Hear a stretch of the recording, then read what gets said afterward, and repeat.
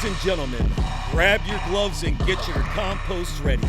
Stepping into the ring is the perennial powerhouse, the sultan of soil, the beast of the beds, where permaculture reigns, food grows wild, community roots run deep, and yes, the garden puns hit hard. Freedom starts in the soil. This is the Guerrilla Gardening Show. Welcome back to the Guerrilla Gardening Show. I'm Mike with Mike's in the Garden, here with my friend Sam, Central Florida Abundance. What's happening, Sam? What's going on, y'all? We Trying to got stay kind of a warm out here. yeah. We finally entered the first fake winter. Yeah, it'll be 80 by next weekend, but Yeah, man, for it was sure. cold these past couple days. Yeah. Little clickbaity title here, but I think this would be a good one, a little different from our specific topics on types of plants and trees. Today, I want to talk about when to give up on your plants because I think it's a subject, especially for myself. I mean, I'll wait until this thing is telling me that, um, you know, nothing's happening. It's been a year. It's time to give up. I don't give up on my plants until they give up on themselves. So I got a good one to start with here. Well, I mean, I guess we can start with my sea grape. Um, Yeah, and you're talking specifically about, plants that you're trying to grow and they seem to not be doing well, not necessarily like plants that are, growing, but maybe are growing in a bad spot and need to be removed, or like, you know, they're, well, yeah, usually it's just they're growing in a bad spot, or maybe you can utilize them for something else. And then it could be time to terminate those plants. But yeah, and also like this was my inspiration for our video today. Um, so this is down the street from my house. So many years ago, this tree was pushed over, knocked over, blown over, and yeah, it looks like it was ran over by a car. yeah, and I mean, look at that trunk. It That's literally crazy. was twisted, and I mean, it's a Looks- good sized tree and it's still growing. Now, this is some other type of like vine or something. You probably know what that is, Sam, with this. I see a pokeweed growing through it. Yeah, What kind of tree is this? I'm trying to see what leaves are coming from the tree. It looks like there's a Suriname cherry behind it or something. I, yeah. What is this? the trunk looks like a real, I mean, it's really old. Looks like a bottle brush, I maybe. think I it don't is. know. I think it But is because they're somewhat scattered all around here. mm, but And yeah, so this tree's still hanging in there. yeah, so really, we used to walk past this tree every day, and I'm like, wow, look at this thing. Most people probably, when this happened years ago, and this is probably some type of absentee, you know, maintenance person or Yeah, nobody landscaper was here. paying attention to it for a while. Yeah, And and it by the it time, just yeah. continued doing its thing. Um, so So is it time to give up on this tree, Mike? That's what would you do in this situation if this was your garden bed? How would you handle this? well, it almost seems like it's now the basis for a whole ecosystem growing on top and around it. And assuming it's still alive, um, you know, I'm not sure if this other stuff just needs to be cut back. But even if it's dead, I guess it's an ecosystem for things to thrive and potentially create new abundance. That's Um, true. what do you think, Sam? I think, I mean, I see a lot of empty space in this bed. And so, there's that's the more important work to be done. You know, building a healthy system comes before, having perfect plants. Your system, if your system's not good, if there's lots of empty space, it looks like there's some kind of natural mulch. Maybe this is like leaf litter and stuff. It's a very interesting looking bed, Yeah. kind of wild. Uh, but if this was something that somebody was working on, I would say, certainly you should be more concerned about filling all your space before eliminating plants, especially plants that are gonna take a lot of work to eliminate. Like it wouldn't be hard to kill this tree necessarily, but it's a lot of material. So yeah, I'm with you. I would let this tree live. Uh it's and it's not like at this point you don't really have to do anything for it. There's no standing it back up. So it's not taking any effort to maintain. Maybe you could, you know, clear some of the pioneer plants that are smothering it out. But beyond that, I mean, I would just let it be. Like you said, that trunk's breaking down. This whole tree's gonna die. I mean, it'll clear itself out in another 10 years. And Mhm. there's all sorts of fungal activity going on here. I'm sure the insects are having a heyday on that trunk. So, I mean, the tree's on its way out. Just let it uh, live its course, and focus on the rest of the bed, and plant a new tree that will take a little bit to establish itself. And so then in 5 years, when this tree's dead, you'll have an established tree there. So yeah, I'm gonna thumbs up this one. Let's not give up yet. All right. Awesome. Okay. And So you just a got little context, that was like um, this neighborhood's about 35 years old. I don't know that that tree necessarily is 35 years old, but I think back then they did, your circular, here's where we're going to plant certain trees and bushes. You could see the outline of some old like landscaping bricks and stuff. Yeah. And I mean, that means somebody is, I mean, if that was done 30 years ago, and I mean, it probably was, that tree was probably planted at least 20 years ago. Hmm. Uh, somebody's still maintaining it. And at least there was no exposed soil. That's that's a plus. All right. So do you have more plants? Are there I do actually. I got to share this one because this is this is like more inspiration for what we were talking about today, and then I'll get into some of my plants. But to me, this is just super cool, so I got to share one. Um, this is a cactus. okay, I see it behind that shed there. No, it's actually growing out of the gutter on the shed, Oh, no kidding. and surprisingly, this video was from last year, almost 2 years ago now. A hurricane did take it out last year. Okay.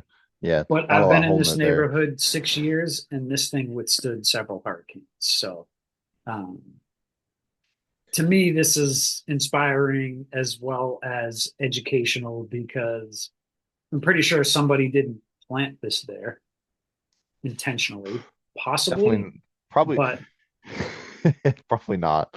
No, maybe they threw it up on the roof at some point, and it ended up on the roof, and it rolled down into that gutter, I would assume. yeah. Uh, I mean, clearly they it have a gutter problem because it wouldn't be growing if it didn't have any kind of nutrients or dirt or soil or something in there. So, um, Yeah, I'm sure there's I mean, a gutter on your shed. That's crazy. But it does show, this is a cactus, and it probably gets some water.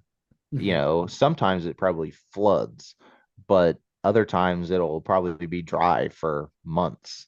And the cactus, this it looks like some sort of, it's definitely a type of barrel cactus, maybe like The Peruvian apple cactus is pretty common around here, but it's pretty small. Yeah. Um, but you know, I that one's an interesting one to me. That was another one I would walk by every day, and I'm glad I eventually got the video because it did die or got knocked down. So um, document those things. That's good. We yeah, got a little clip show going. Let's so let's keep them rolling, keep baby. 'em- yeah, let's do it.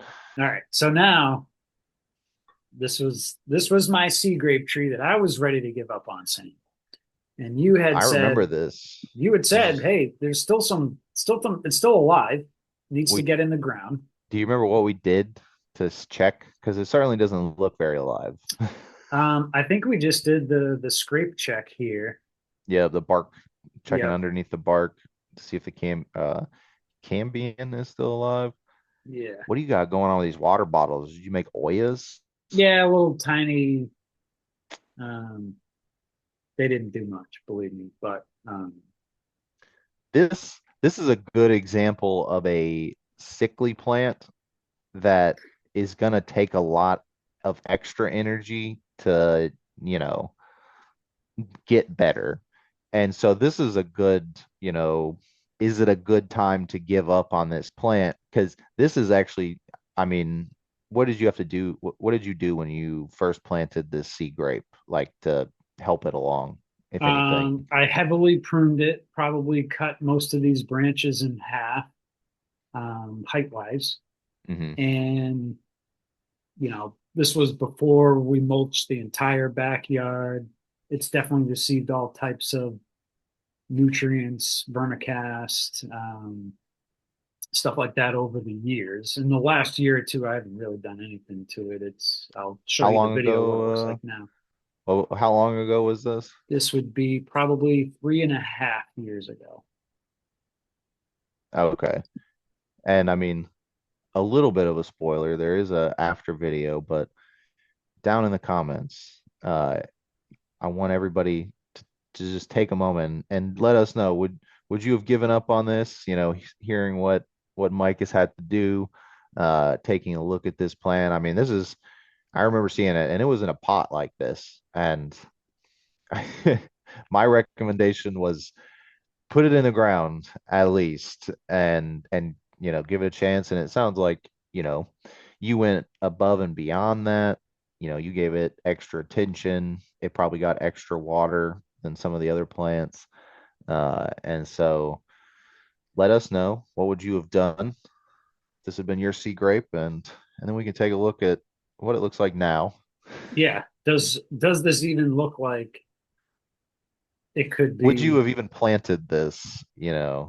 Would you have taken the time that I did to dig a Couple hole? hours, I'm sure, For sure. pruning, Yep. removing all that grass out of the way. And it's not like mulching your backyard was a small feat. No, that was a several days, probably weeks project. But now But I'm happy to say this is what she's looking like. This is this morning. oh wow, This is super this morning. recent. So, and this was actually 2.5 years ago. So I was mistaken. And you can see all that growth down there. And look at how healthy those trunks are. It definitely needs a heavy prune for sure. Probably do that in the spring here, but get Yeah, a nice good shot of it here. So if I was to show you the first tree and then say, this is that tree, most people probably wouldn't believe it. probably not. They're like, nah, you just planted a fresh one, obviously, because this is the internet. Yeah, for No, but sure. this is the same tree. Yeah. Uh, and it's crazy, but you know, it goes to show, the hardiness of some plants. Not all plants are super hardy. Sea grapes in particular. And one of the reasons I recommended even trying to plant this is because that they are, pioneer plants that colonize harsh habitats. And, they can take a lot and bounce back. And, it looked like that like because it was in a pot and you were watering it by hand with like 100 other plants you had, and it just never got enough water. Uh, and you know, it went through a lot of stress through that time. How long do you think you had it before you planted it? Maybe a couple months. Trying to think if we can see any of these cuts here. I don't think so, but How many times have you pruned this over the past two and a half never. years? I've never pruned Never? it. Oh, No. okay. Wow. Yeah. That's why it's so large. But I've noticed that um the lubers and other types of pests are drawn to these leaves. You can actually see like over here Yeah, I see the and holes. yeah. And so a lot of pests will migrate to this tree. I mean, it is big, hardy leaves, but I don't mind it as much because it leaves everything else alone. And Yeah. I What do you haven't do? gotten any sea grapes yet. So, Well, you need a male and a female to get okay. grapes. But There is somebody that has three sea grape trees. Not sure the gender oh, okay. of the tree, Well, but like with a that many, you got street a and a good half, chance. street, a block and a half over. He's got three of them in his front yard. So I don't know if that's close enough. I mean, Probably like within a mile. okay, I mean, it should be, okay, and it's all about likelihood and this and that. But it also acts as a windbreak. It I think as a crop, I mean, that's wonderful. And what's great is that, I mean, clearly it's not being affected too much by the insect activity. Like it looks extremely healthy. Normally what I tell people is, if insect activity is damaging, over 40% of the leaves on your plant, and that does depend on size and type of plant, but around there, if it's just a small percentage of damage, then I mean that's good. You want you want signs that other living things want to eat your plants, because that means they're probably healthy, as long as okay, it's not being detrimental, right, because it's all about balance. uh, Plants will kick in defense mechanisms on their own after insects have had some, you know after those insects have taken those first few bites, that can trigger signs to the plant, and then it can release chemicals to get those insects away. But if the insects never take those bites, the plants never build those skills over time, and then when real infestations come, they have no real experience dealing with it. So small stress is good. cool. But yeah, obviously, uh as we saw, even large stress can be overcome when you're a sea grape, at least. Yeah, and this I do plan on pruning this in the springtime, early spring, and see how it reacts. This whole tree line, fence line here has a lot of my fruit trees, star fruit, moringa, mango, Barbados cherry, the loquats in the corner. So, it's probably a little too close to this fence, but we'll see what happens with a heavy prune here. And yeah, we'll kind of They respond pretty well to pruning. I mean, you could, cut each of those branches back down to like 3 feet, and it'll be great. Uh, do you got any more? I was supposed to collect a clip, but it got too dark on us here this winter. that's okay. I have probably one of my favorite clips. What do I have? Hmm, I'm gonna take a moment. I want to talk about annuals real quick. I let's don't do have it. any videos, but it's real quick, and it's something that comes up a lot. When you buy a pack of seeds It's going to have a lot of numbers and statistics on there. Throw all that stuff out. Too many times I see people give up on their annual vegetables, their tomatoes, their cucumbers, their radishes, because they haven't produced anything by the amount of days that are on that seed packet. Those numbers are averages based on, controlled trials. Don't worry about that. Your plant's going to fruit when it's ready. You know, if it looks healthy, if the leaves are green, if it's growing new growth, that plant's good. Leave it be, just give it some time. Uh, you know, don't give up too early on that. That's one of the biggest uh things that I've seen happen to new gardeners that is very discouraging. They just feel like, these things just won't produce. It's been 55 days, it's been 90 days. Where are my tomatoes? Right. And it's like, well, just hang in there, man. Yeah. Patience is definitely warranted, especially with the annuals. Yeah, plants don't have watches. They also don't have calendars. Okay. They're working on their own time. So what do we got? What we What do have you here, I think this is pretty amazing because I didn't give up. And I mean, maybe like the seed grape, 90% of people would, but this was the first moringa that was given to me. And you probably wouldn't even know it was a moringa. I was gonna say that's a moringa. So this was a, Where's the trunk? Is it? I want to say it was a seedling, but it definitely looks like a cutting. But it was a seedling in a cup for a long time. That's wild. Okay. And so we can see where we are here by the pool. There's the aloe. And I don't know if I pull back anymore. I guess not. Okay. This is where your plumeria is. I know this moringa. I- Yeah, this moringa. That's crazy. So I was gonna say I picked seeds off this moringa when I was at your house last time. yeah, so look at this tree here 2 years later.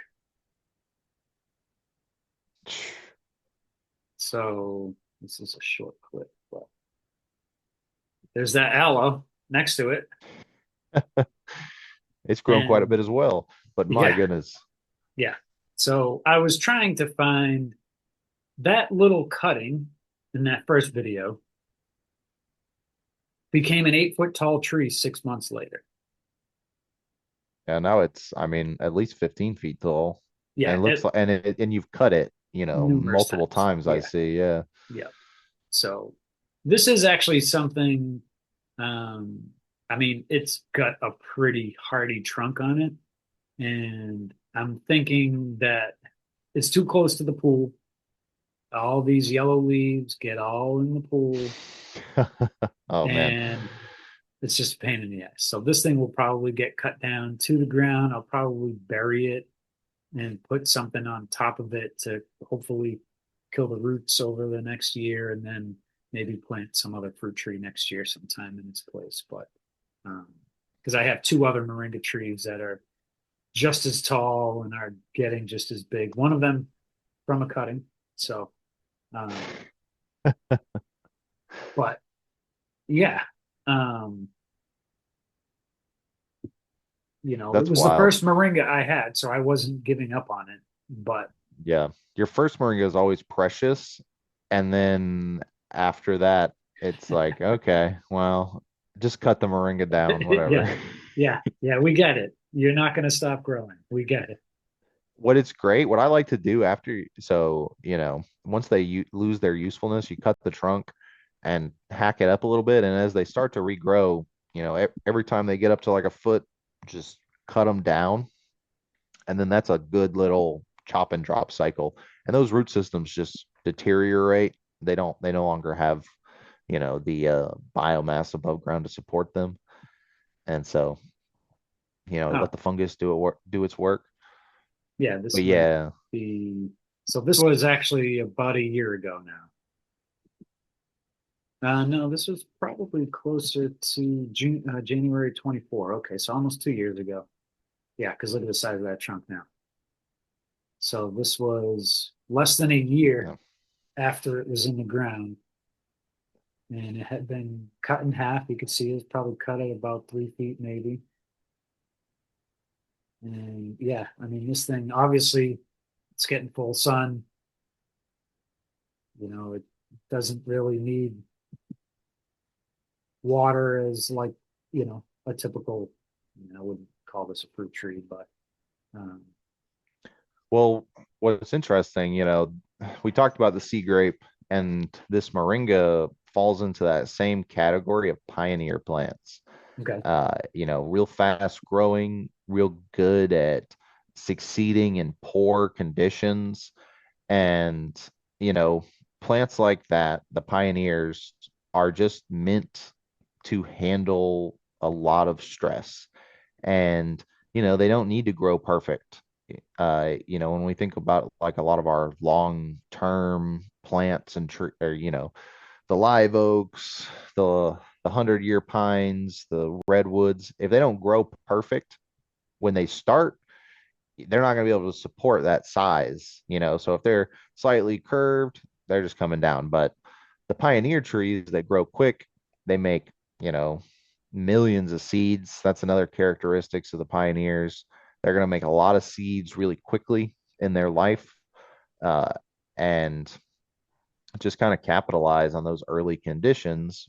But then what they do is they prepare those conditions, or those areas, for the longer lived species. All the biomass from the moringas and the sea grapes, the protection from the wind, you know. So, knowing what category of succession your plants fall into can really be helpful in determining, what to do with it. And I mean, I would say your two clips of the sea grape and the moringa are, I mean, I don't know if you bought the sea grape, but I know Yes. that okay. So, you got to put effort into that. You've already invested, but the moringa was a gift, right? Hmm. And, people may think like, oh, somebody gave me this, junky little thing. I'm not even going to waste the time to plant it. But, you know, trust in the plants, trust in the process. If you if you can invest a little energy into your plants, they can recover from a lot. Uh, and so I think, you've shown some excellent examples of that. So, invest in your plants, and they can return that investment. Like that moringa's done a lot for you, I'm sure. For sure. Hundreds of seed pods. I'm talking to my plants sometime. But I've really just learned to be out there every day, just paying attention to them, and they'll tell you what's going on if something's wrong. Um, Yeah. Like you were seeing the lubbers on the leaves. Like, if you don't spend time with your plants, you just walk out there one day and you're like, oh, something has happened. yeah, But then it's like, well, how do you know how to react to that if you don't know specifically what's happening? And spending time with your plants, getting to know them. And you're right, they really do, tell you exactly what they need if you know how to listen. I did have one more, but I might save that for a future video because maybe we do another clip style video like this showing some cool Yeah, things because this was this fun. this could fall into this video that I want to share. And if you're this far into the video and you really want to see this video, we'll comment down below, and then I guess we'll have to do it on a not too distant future episode. But I will save that one because I already did tease you with the cactus growing from the roof. and the tree that someone had knocked down years ago, and the tree just said, nope, not happening. So, um, but yeah, hopefully we, Well, that was a hard teaser. All right. Everybody yeah, comment down below so we can make that yeah, video because I want to yeah. see what the clip is. All right. Yeah, but we are running short. So if do we have somebody we want to spotlight today? Yeah, we want to spotlight Chris from Permaculture FX. You Oh may yeah. have spotted Chris recently at the Permaculture Convergence here in Central Florida. He Were you was there? I wasn't able to presenting. make it. I was not, I keep trying to go. Ralph keeps trying to get me to go. Next year, I need to just make a point to go. Chris does a lot of interesting videos. He's very knowledgeable. Extremely. He's been around for a long time, and I Yeah, mean, he's had a ton of experience. His gardens are beautiful, and I mean, he's in a similar line of work. He helps you design, install, take care of your, food forest, garden system. And he's I mean, I think he's hilarious, really. And I mean, completely intentionally. yeah, His videos are great. I mean, obviously he's got a big following already. But if you're not following him and if you're not following him and yet somehow you know about us, you should definitely go follow Chris. yeah. Let him know we sent you. But yeah, shout out to Chris and Permaculture FX. Definitely some knowledge here. So props to him and for sharing Yeah, his information too. he's based out of Florida. I see he's got zones 3 to 8 in his story. My Hmm. goodness. Wow. Maybe he travels around. Yeah. Zone 3, what is that? Yeah. Canada, Saskatchewan? It's back up here. Um, yeah, USDA. Okay. Yeah, maybe he's just got some tips for you. But Yeah. okay. Cool. Well, hopefully we did actually answer when to give up on your plants. It is kind of a open-ended, you need to be out there more, paying attention to. I don't I'd have to find it. I have too many squash clips, but I've grown all different types of squash, mostly just throwing a bunch of seeds in the ground and acorn, butternut, delicata squash. And at least with annuals, the more you plant, the better chance you have. And so it's easier to lose a couple squash plants here to, bugs or disease, and then the strong ones survive. But really, for me, I I give up when the thing is definitely like if that sea grape tree tipped over in its pot, I'd be like, all right, buddy, I'm sorry. But I mean, it was still standing strong up until I put it in the ground, and now it's stronger than ever. So I would definitely say, I mean, don't give up on your plants. If it dies, it dies. You don't have to do anything like if it to, dies, it's compost.